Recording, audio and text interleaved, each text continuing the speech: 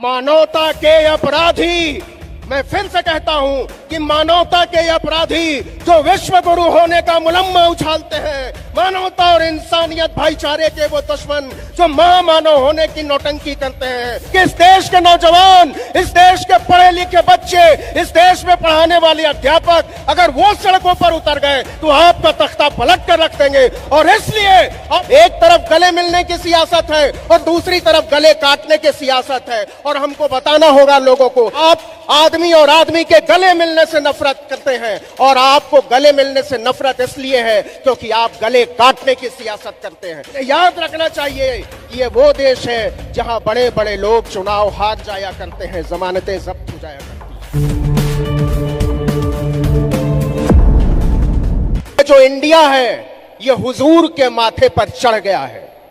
वो इंडिया उन्हें सोने दे रहा है, न जागने दे रहा है, न बैठने दे रहा है, न उठने दे रहा है, न खाना खाने दे रहा है। तो इस बार लड़ाई इंडिया की लड़ाई है। इस बार इंडिया की लड़ाई उन लोगों से लड़ाई है जो भारतीयता के खिलाफ है, जो भारत के विचार के खिलाफ है, जो आइडिया ऑफ इंडिया के खिलाफ है। और इसके लिए सबसे ज्यादा हमला बोला जा रहा है नौजवानों पर, सबसे ज्यादा हमला बोला जा रहा है महिलाओं पर। क्या सिर्फ यह इत्तेफाक है कि महिलाओं के कपड़े फाड़े गए? क्या यह सिर्फ इत्तेफाक है कि इलाहाबाद यूनिवर्सिटी में छात्रों की पीठ तोड़ डाली गई? क्या यह सिर्फ इत्तेफाक है कि लखनऊ में शिक्षकों पर लाठी भांजी गई? क्या सिर्फ यह इत्तेफाक है कि दिल्ली के जंतर मंतर पर हंगामा हुआ है? नहीं साहब, यह इत्तेफाक नहीं हो सकता। यह जानबूझकर किया जा रहा है। यह भारत के नौजवानों के खिलाफ, यह आइडिया ऑफ इंडिया के खिलाफ, यह भारत के विचार के खिलाफ भारत की सरकार की साजिश है, जिससे लड़ाई का मुकाबला का जोम आपको भरना है। आप नौजवानों से नफरत करते हैं, आप इस देश की औरतों से नफरत करते हैं, आप इस देश के बच्चों से नफरत करते हैं, और सबसे ज्यादा आप प्यार से नफरत करते हैं। आप आदमी और आदमी के गले मिलने से नफरत करते हैं, और आपको गले मिलने से नफरत इसलिए है क्योंकि आप गले काटने की सियासत करते हैं। तो लकीर बड़ी साफ है, एक तरफ गले मिलने की सियासत है और दूसरी तरफ गले काटने की सियासत है। और हमको बताना होगा लोगों को कि आपको चुनना क्या है। आज जो यूनिवर्सिटीज में फीस बढ़ाई जा रही है, आज जिस तरीके से शैक्षणिक संस्थानों पर हमला किया जा रहा है, चुन चुन कर इस देश के संस्थानों को बदनाम किया जा रहा है। आपने जेएनयू को बदनाम करने का अभियान छेड़ा, आपने अलीगढ़ मुस्लिम यूनिवर्सिटी को बदनाम करने का अभियान छेड़ा, आपने जामिया मिलिया इस्लामिया को बदनाम करने का अभियान छेड़ा। यह अभियान क्यों? क्योंकि आपको पता है कि इस देश के नौजवान, इस देश के पढ़े लिखे बच्चे, इस देश में पढ़ाने वाले अध्यापक अगर वो सड़कों पर उतर गए तो आपका तख्ता पलट कर रख देंगे। और इसलिए आप इस देश के हर नामी यूनिवर्सिटी पर ताला लगा देना चाहते हैं।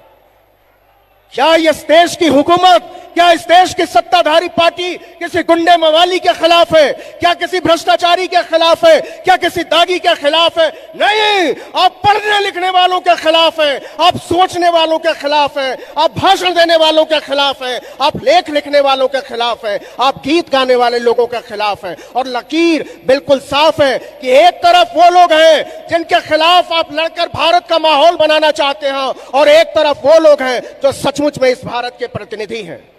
जिस तरीके से चुन चुन कर उस आवाज उठाने वाले लोगों को संसद से बाहर कर रहे हैं, जिस तरीके से संसद में आवाज उठाने से बेदखल कर रहे हैं, वो आने वाले भारत के लिए अच्छी स्थिति नहीं है। और ये इस देश के नौजवानों की जिम्मेदारी है, ये इस देश की महिलाओं की जिम्मेदारी है, ये इस देश के आने वाले नस्लों की जिम्मेदारी है कि वो इस खतरे को समझें। क्योंकि ये खतरा किसी मुसलमान के खिलाफ नहीं है, ये खतरा किसी दलित के खिलाफ नहीं है, ये खतरा केवल अल्पसंख्यकों के खिलाफ नहीं है, ये खतरा हमारे और ऊपर है, ये खतरा भारत के माथे पर है, ये खतरा भारत के लोकतंत्र पर है, यह भारत के संवैधानिक व्यवस्था पर खतरा है। और जिस दिन भारत के संविधान पर आंच आई, जिस दिन भारत के लोकतंत्र पर आंच आई, उस दिन हमारी और आपकी आवाजें मिट्टी में मिला दी जाएंगी। और यह तैयारी हो रही है। पिछले 9 साल से इंडियन एक्सप्रेस की रिपोर्ट है, कल की रिपोर्ट है कि इस देश में 2 लाख करोड़ रुपया एक साल में धन्ना सेठों का माफ किया है हुकूमत में, 5 साल में 10 लाख करोड़। वो रुपया किसका है? वो रुपया किसका माफ किया है? यह हिसाब देना पड़ेगा। वो रुपया इस देश के गरीब लोगों का रुपया है, वो रुपया इस देश के मध्य वर्ग के लोगों का रुपया है, जिसको आप अडानी पर लुटा रहे हो। हमको ये डंके की चोट पर कहना पड़ेगा कि आप जिन लोगों की हुकूमत चला रहे हो, जिन लोगों के नाम पर राज कर रहे हो, वो लोग कुछ भी हो सकते हैं, लेकिन वो हम भारत के लोग नहीं हैं। हम भारत के लोग हम हैं, हम भारत के लोग आप हैं, हम भारत के लोग वो औरतें हैं जो कठिन परिश्रम करती हैं अपने सपनों को पालने के लिए, और आज उन सपनों की हत्या की तैयारी हो रही है। हमको बताया जा रहा है कि हम आपको सपने नहीं देखने देंगे। ये सारी साजिश इसलिए कि हमको और आपको सपने देखने से रोका जा सके, हमको और आपको पढ़ने लिखने से रोका जा सके, हमको और आपको प्यार करने से रोका जा सके, हमारे और आपके हाथों में लाठी और बल्लम थमाया जा सके। जो लोग हमारे और आपके हाथों में लाठी थमाकर, बल्लम थमाकर, एक दूसरे के खिलाफ लड़ाकर, जातिवाद के नारे उछालकर, हिंदू और मुसलमान करके, मंदिर और मस्जिद करके, हिंदू और ईसाई करके एक दूसरे के खिलाफ भड़का रहे हैं, उन्हें याद रखना चाहिए कि ये वो देश है जहां बड़े बड़े लोग चुनाव हार जाया करते हैं, जमानतें जब्त हो जाया करती हैं। मानवता के अपराधी, मैं फिर से कहता हूं कि मानवता के अपराधी जो विश्व गुरु होने का मुलम्मा उछालते हैं, मानवता और इंसानियत भाईचारे के वो दुश्मन जो महामानव होने की नौटंकी करते हैं, उन्हें यह संदेश जाना चाहिए कि आपके दिन गिने चुने रह गए हैं और इसकी तैयारी होनी चाहिए। ये लड़ाई कोई छोटी लड़ाई नहीं है, ये लड़ाई हमारी और आपकी लड़ाई नहीं है, ये लड़ाई केवल 140 करोड़ लोगों की लड़ाई नहीं है, ये लड़ाई इस देश की आने वाली नस्लों की लड़ाई है, जो आने वाले दिनों में हमसे और आपसे सवाल करेंगी कि जब इस देश के बैंकों को बर्बाद किया जा रहा था, जब इस देश की गलियों में धर्म के नाम पर लोगों को मारा काटा जा रहा था, जब एक दूसरे के खिलाफ भड़काया जा रहा था, तब आप क्या कर रहे थे? ये सवाल जब हमारी आने वाली नस्लें हमसे पूछेंगी तो कहीं हमारी नजरें झुकी ना हो, कहीं हम शर्मिंदा ना महसूस करें, कहीं हम अफसोस ज़दा ना महसूस करें। इसलिए जरूरी है कि लड़ा जाए, इसलिए जरूरी है कि गीत गाए जाएं, इसलिए जरूरी है कि हर जुल्म के खिलाफ बोला जाए, इसलिए जरूरी है कि वो लोग जो अचानक से गांधी का नाम आने से बिलबिला उठते हैं, उनकी आंखों में डालकर पूछा जाए कि जब भारत की आजादी की लड़ाई लड़ी जा रही थी तो आपकी राजनीति के पुरखे क्या कर रहे थे? आप कहते हो कि गांधी ने नारा दिया था क्विट इंडिया मूवमेंट का, एक नारा मैं देता हूं। पहले तो आप ये बताइए कि 1942 में जब ये नारा भारत के खेत खलिहानों में उछल रहा था, तब आपके पूर्वज क्या कर रहे थे?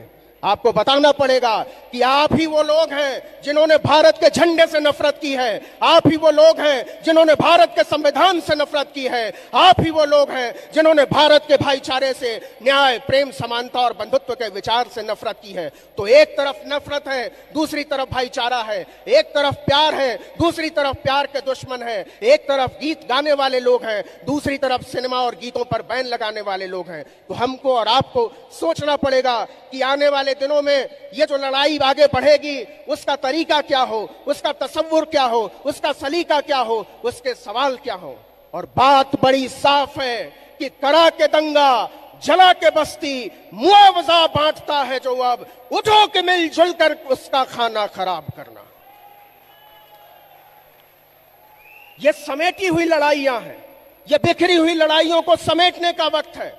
यह हिंदू और मुसलमान के साथ आने का वक्त है, यह दलित और पिछड़ों मुसलमान को साथ आने का वक्त है। आज की तारीख में सिर्फ एक लकीर है कि आप इस तरफ हैं या आप उस तरफ हैं। यह शर्माने का वक्त गया। जो लोग ये सोचते हैं उनको बताइए कि अगर आप सोचते हैं कि खित्तों में बंटकर हम और आप बचे रह जाएंगे, तो इस बार सवाल हमारे और आपके अस्तित्व का है, सवाल इस देश के लोकतंत्र के अस्तित्व का है, संवैधानिक व्यवस्था के अस्तित्व का है। और इन सब को बचाने के लिए जरूरी है कि इस देश में एक तरफ भारत हो और दूसरी तरफ भारत के खिलाफ खड़े हुए लोग, और उनको बताया जाए कि आप भारत के खिलाफ थे। ये बात पूरी दुनिया में जानी चाहिए, क्योंकि यूरोप की संसद में सवाल उठता है मणिपुर पर, इंग्लैंड की संसद में सवाल उठता है मणिपुर पर, लेकिन भारत की संसद में जिन लोगों को जवाब देने की जवाबदेही थी वो लोग आज तक भागते फिर रहे हैं। उनको पकड़ने की जरूरत है। और ये केवल मणिपुर का सवाल नहीं है, आप लिख लीजिए इस बात को, आने वाले दिनों में वो हर एक सूबे को मणिपुर की तरह बनाना चाहते हैं, मिजोरम की तरह बनाना चाहते हैं। क्योंकि जब संविधान की व्यवस्था पर आंच आएगी तो क्या बिहार, क्या मध्य प्रदेश, क्या राजस्थान, क्या छत्तीसगढ़ और क्या बंगाल। होशियारी के साथ कहा जाता है कि मणिपुर पर बात करते हुए आपको पहले छत्तीसगढ़ पर बात करनी पड़ेगी, फिर राजस्थान पर बात करेगी और तब हम बात करेंगे मणिपुर के बारे में। यह होशियारी चलने वाली नहीं है।